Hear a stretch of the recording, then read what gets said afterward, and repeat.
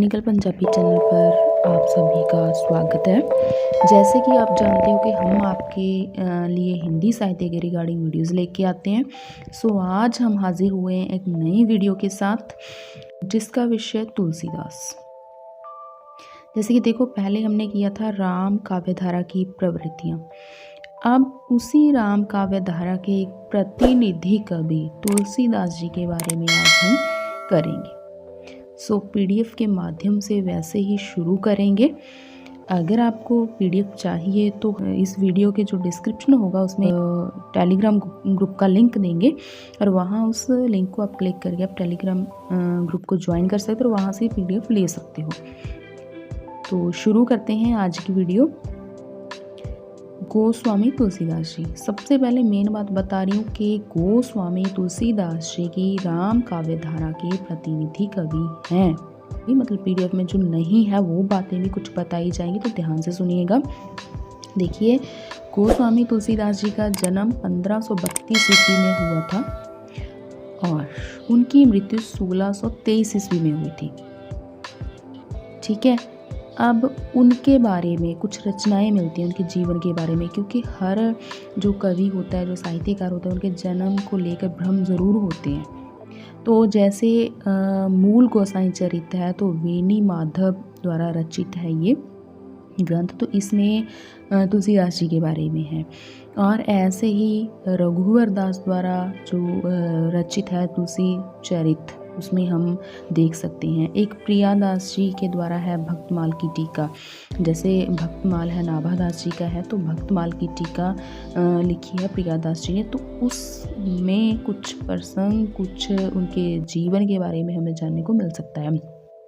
तो इन्हीं के आधार पर, इन्हीं चरित्रों के आधार पर, ठीक है, मूल गोसाई चरित और तुलसी चरित के आधार पर जो उनके जन्म के बारे में जो है कि 1554 बिक्रमी में उनका जन्म हुआ था। देखो, कहीं पे कुछ होगा, कहीं पे कुछ होगा, ठीक है। और मृत्यु हुई थी उनकी 1680 में, जो कि मतलब ज़्यादा मान्य नहीं है। और लेकिन जो ज़्यादा मान्य है वो क्या है कि 1589 मतलब 1589 बिक्रमी में अर्थात 1532 में उनका जन्म हुआ है और 1680 बिक्रमी अर्थात 1623 ईस्वी में उनकी मृत्यु हुई है। 57 ईयर जो हमारा संवत है वो ईस्वी से आगे चलता है, ये आपने ध्यान में रखना है। तो तुलसीदास के जन्म स्थान के संबंध में भी दो मत हैं। जैसे कुछ लोग तो इनका जन्म स्थान मानते हैं कि एटा जिले के सोरो गांव को, कुछ जो मानते हैं वो राजापुर को मानते हैं। तो इनके बारे में देखो वो क्या कहते हैं, जैसे मैं पुहनी निज गुरु संसूरी कथा सो सूकर खेत। सूकर के मतलब सूकर के क्षेत्र में सोरो नामक गांव में हुआ था। ठीक है, फिर आचार्य शुक्ल के अनुसार ये सूकर जो खेत है एटा जिले के सोरो कस्बा नहीं अपितु गोड़ा जिले में सरजू किनारे स्थित एक पवित्र तीर्थ सूकर क्षेत्र है। अब आचार्य रामचंद्र शुक्ल जी के जो मत हैं वो अलग हैं। ठीक है, तो गोसाई चरित और तुलसी चरित दोनों में तुलसी का जन्म स्थान राजापुर ही बताया गया है। अब शिव सिंह सेंगर और राम गुलाम द्विवेदी जी राजापुर को ही तुलसी का जन्म स्थान मानते हैं। आचार्य शुक्ल ने भी राजापुर को तुलसी का जन्म स्थान माना है।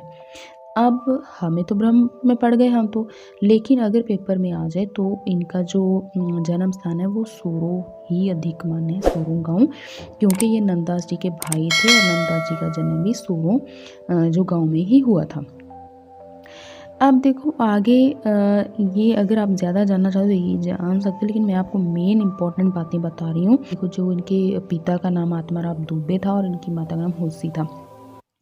इनके माता के बारे में कि इनकी ना प्रसूति काल में ही वो मर गए थे, स्वर्ग सिधार गए थे। तो रहीम जी का दोहा है, सुरतिया नरतिया नागतिया सब चाहती असकोई, गोद लिए हुलसी फिरे तुलसी सो सुत हुए। अब ये क्या कि उनकी माता की मृत्यु तो हो चुकी थी, लेकिन होने के बाद, माता की मृत्यु होने के बाद उनका पालन पोषण मुनिया नामक दासी ने किया था। इनके बचपन का नाम रामबोला था। तो अब इनके गुरु थे वो नरहरिदास थे। देखो, दो गुरु माने जाते हैं इनके। नरहरिदास हैं, नरहरिदास से उन्होंने शिक्षा दीक्षा ग्रहण की थी, इन्हीं से उन्होंने राम कथा सुनी थी। और फिर क्या हुआ था कि नरहरिदास राम बुला को लेकर काशी चले गए थे। तो काशी में उनकी जो मुलाकात थी वो शेष सनातन के साथ हुई थी।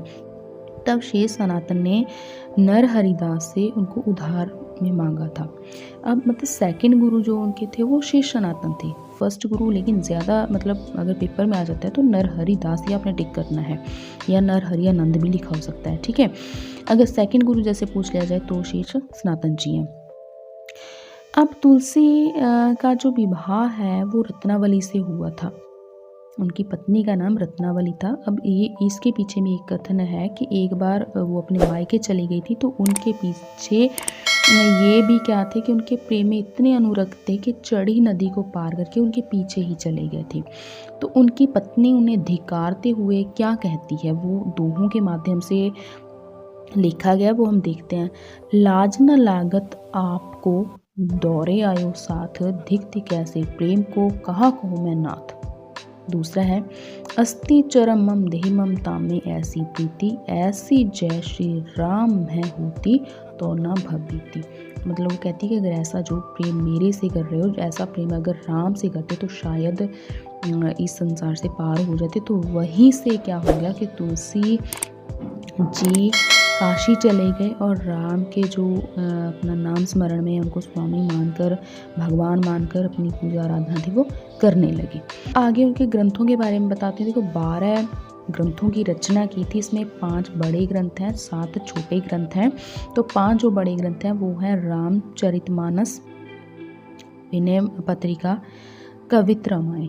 मतलब कवित रामायण जो है ये इसको कवितावली हम बोलते थे, कवितावली ज़्यादा बोला जाता है, दोहावली, गीतावली। छोटे ग्रंथ जो हैं वो है रामलला नच्छू, कृष्ण गीतावली, वैराग्य संदीपनी, रामाज्ञा प्रश्नावली, वरबे रामायण, पार्वती मंगल, जानकी मंगल। ये 12 ग्रंथ हैं इनके, जो थोड़ा सा कुछ परिचय हम करते हैं। लेकिन फिर जो इम्पोर्टेंट इनके जैसे 5 बड़े ग्रंथ हैं, जो 4-5 जो भी इम्पोर्टेंट होंगे उनके बारे में अलग वीडियो में करेंगे, क्योंकि वीडियो ज़्यादा लंबी हो जाएगी इसलिए। तो देखते हैं। अब रामचरितमानस तो सबको पता है कि राम जी के बारे में, राम जी के जीवन की कथा है। विनय पत्रिका में तुलसीदास जी के खुद के जीवन की कथा है, ठीक है। अब देखो जो बरवे रामायण है, बरवे रामायण इनके जो तुलसीदास जी के मित्र थे अब्दुल रहीम खान खाना, उन्होंने आग्रह किया था इनको लिखने के लिए, तो इन्होंने बरवे रामायण लिखा था, ठीक है।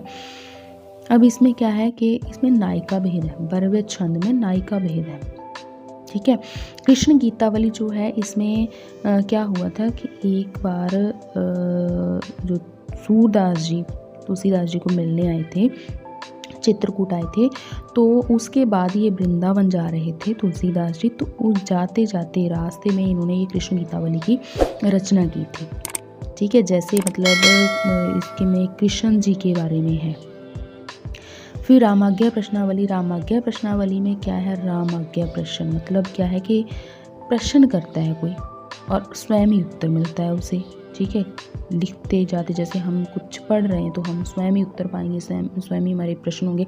तो वैसे ही क्या था कि इसकी रचना तुलसी जी ने गंगाराम ज्योतिष पंडित गंगाराम के अनुरोध पर की थी। अब काशी में प्रहलाद घाट पर रहते थे वो जो गंगाराम थे।